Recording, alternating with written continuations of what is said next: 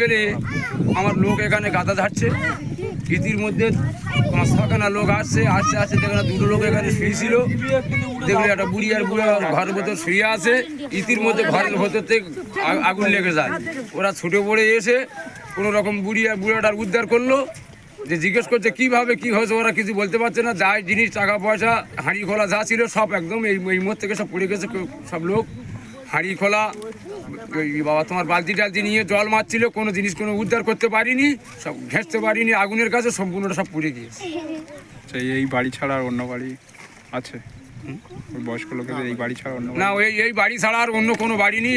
এই বাসা বাড়ি, এই শুধু এখানেই থাকে। আমরা চাল ডাল নানান রকম গ্রাম প্রতিবাসী যা 2-1 কিলো করে দিই তাই খেয়ে থাকে এখানে।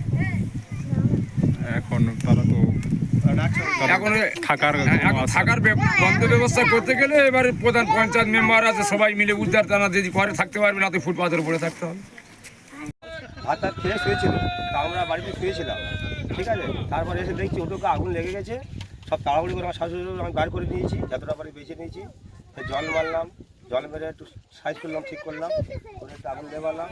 সব জিনিস করে একটা কাঠ বার করে দিয়েছি। আপাতত আপাকে কিছু বার করতে পারিনি, সব পুড়ে গিয়েছে, ঠিক আছে। সব পুড়ে গিয়েছে, এই একটা ঘর ছাড়া আর ঘর নেই। কিভাবে লাগতে পারে আগুনটা বলে? কীভাবে লেগেছে আমি তো বুঝতে পারিনি, আমি জানি না, দেখিনি, কী করে বলবো আমি, কিছু বলার নেই। পুড়ে গিয়েছে কি কি পড়ে গেছে? আর ভাঙনা নেই এইখানে, ওনাদের বাড়ি আমার কাছে রেখে গিয়েছিল। কি পুড়ে গিয়েছে?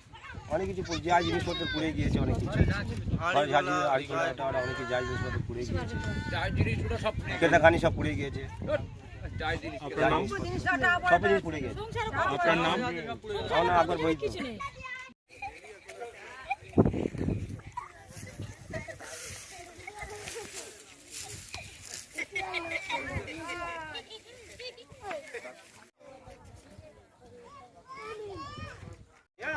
ঘোরা ঘন্টা লেগেছে, 5 ঘন্টা মার হয়ে যাবে, 4-5 ঘন্টা।